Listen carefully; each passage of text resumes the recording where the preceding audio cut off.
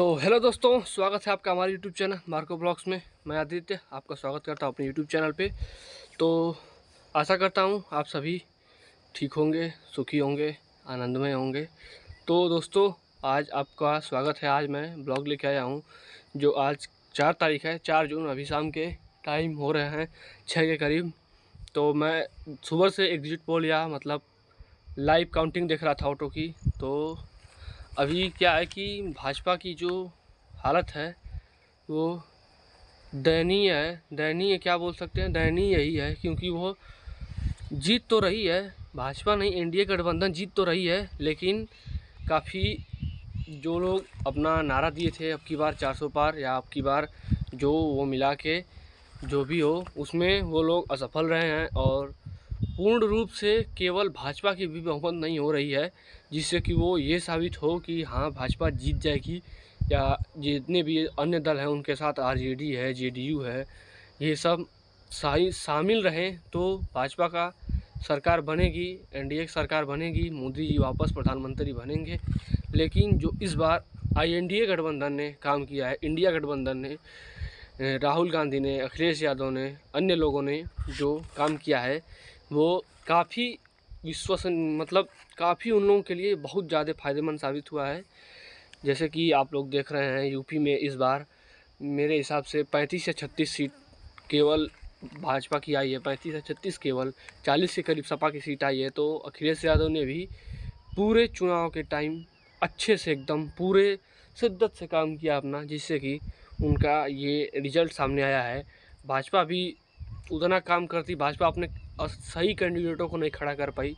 जैसे भाजपा को जिस जिस जगह पे जैसे जैसे कैंडिडेट खड़े करने चाहिए वैसे अपने कैंडिडेटों का सिलेक्शन नहीं कर पाई।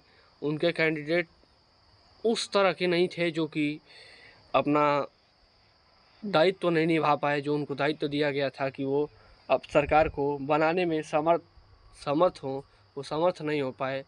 वो अपना जो क्या बोलते हैं, अपना जो व्यक्तित्व है वो लोगों के सामने नहीं दिखा पाए, लोगों का दिल नहीं जीत पाए, इसीलिए लोगों का वोट उनको नहीं मिला है जो कि दूसरे नेताओं को गया। जैसे कि हम गाजीपुर के हैं तो हमारे यहाँ ही सपा के नेता जो हैं वो जीते हैं, भाजपा के नहीं जीत पाए हैं।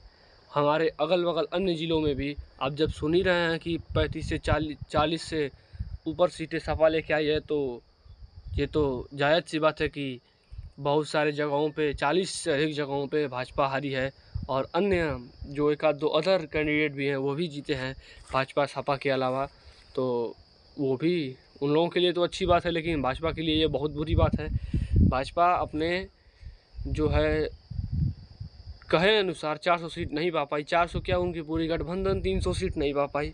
तो ये उनके लिए तो बहुत बुरा है, काफ़ी बुरा है। और एग्जिट पोल में भी जो दिखा रहा था 350, 400, 404, 320 के जो लोग आसपास थे वो लोग तो ठीक थे। एग्जिट पोल उनका एग्जैक्ट निकला, क्योंकि 295 अभी मैंने देखा न्यूज़ में 295 के करीब दिखा रहा था, तो वो भी सही दिखा रहा था 295।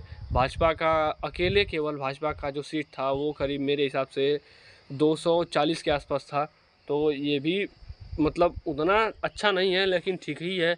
आरजेडी, जेडीयू और सब अन्य पार्टियां जो एनडीए में मिली हुई हैं वो सब अगर समर्थन करें, वो सब साथ ही रहें तो भाजपा की सरकार बनेगी। या तो अन्यथा अगर अखिलेश यादव या राहुल गांधी, या अखिलेश यादव की तो पार्टी नेशनल पार्टी है तो वो तो प्रधानमंत्री या कुछ बनने के उम्मीदवार ही नहीं साबित होते हैं। और अगर अखिलेश यादव नहीं, राहुल गांधी अगर चाहें तो अगर उन लोगों को फ़ोन करें या जैसे भी संपर्क करें कि आप हमारी पार्टी में आए, हमारी टीम में आए, हमारे साथ गठबंधन करें, अगर ऐसा होता है तो ये भी मुमकिन है कि सभी लोगों को जोड़कर राहुल गांधी भी अपनी सरकार बना सकते हैं। लेकिन ऐसा होगा नहीं, क्योंकि लगता नहीं है कि ये लोग एनडीए से अलग होंगे और आईएनडीए गठबंधन में जाके शामिल होंगे, इंडिया गठबंधन में जाके शामिल होंगे। तो देखिए, अभी तो हुआ नहीं है, लेकिन देखते हैं धीरे धीरे क्या होता है। मैं भी न्यूज़ पे देख के आपको बता रहा हूँ, ऐसे तो बता नहीं रहा हूँ। जो कि न्यूज़ में जैसा होगा वैसा देखा जाएगा, वैसा बताया जाएगा। मैं भी आप लोगों को बताऊंगा। मेरा ब्लॉग चैनल है, फिर भी मेरा ये कर्तव्य है कि जो मेरे देश में हो रहा है, मेरे देश का ये चुनाव है, मेरे सभी लोगों का ये चुनाव है, जो इस चुनाव में हो उसकी सभी चीज़ों को आप तक पहुंचाना, आप लोगों को बताना। तो यही है कि कांग्रेस बहुत बहुत बेहतर काम, बहुत बेहतर अपना परफॉर्मेंस दी है इस पूरे चुनाव में, जो कि उनके लिए तो बहुत ही उम्दा कार्य होगा ये उनके लिए कि उनकी जो पार्टी है वो इतने नीचे स्तर से इतने ऊपर स्तर तक गई है। अभी मैं न्यूज़ में देखा कि भाजपा की अगले साल से 500 353 54 सीटें थी, अभी इतनी कम है, मतलब 50 के करीब सीटें कम है, 50 से 55 के करीब सीटें कम है। और INDA गठबंधन की 100 से 105 सीटें अगले साल के चुनाव से अधिक पाई हैं। तो ये उनके लिए एक बहुत ही बड़ी उपलब्धि है। तो अब यही है, और अदर जो थे वो भी अपनी अदर पार्टी के लोग भी थे, वो भी बहुत ज़्यादा सीट जीते थे अगली बार जो चुनाव हुआ था, अगली साल तो नहीं कहेंगे, उसमें उन लोगों का इस बार करीब 40 से 50 सीट कम हुए हैं। जो भी सीट कम हुआ है वो सीट जाके INDA गठबंधन में जुड़ा है, कांग्रेस और सपा के लोगों को मिला है। क्योंकि अगली बार यहाँ पे यूपी में ही केवल मेरे हिसाब से भाजपा की 60 से ऊपर सीटें थीं, इस बार उनकी सीटें 40 से भी कम आई हैं। तो अगली बार से भी इन लोगों को 30 से 35 सीटों का नुकसान, 25 से 30 सीटों का नुकसान हुआ है। तो यही है कि इस बार देखिए, अगर फिर से मोदी जी की सरकार बनेगी, ये तो बात तय है कि मोदी जी की सरकार बनेगी, मोदी जी वापस से प्रधानमंत्री बनेंगे देश के, तो इसके लिए मोदी जी को बहुत बहुत बधाइयाँ। लेकिन जो इस बार चुनाव में टक्कर हुआ है वो एकदम कांटे का टक्कर है, जो कि कांग्रेस पार्टी, सपा पार्टी और भाजपा के बीच हुआ है, NDA के बीच और NDA गठबंधन के बीच हुआ है। इन्होंने लोगों ने बहुत ही शानदार टक्कर दिया है। ये बात तो दूसरी है कि लोग किसको समर्थन कर रहे हैं, किसको समर्थन नहीं कर रहे हैं। भाजपा की सरकार बननी चाहिए या राहुल गांधी जी की सरकार बननी चाहिए, ये बात दूसरी है। लेकिन ऐसे माने तो मोदी जी नेता तो बहुत ही उम्दे हैं, बहुत ही उच्च क्वालिटी के नेता हैं। तो जीतना तो मोदी जी को ही चाहिए, जीतना क्या, प्रधानमंत्री तो मोदी जी को ही बनना चाहिए और बनेंगे भी।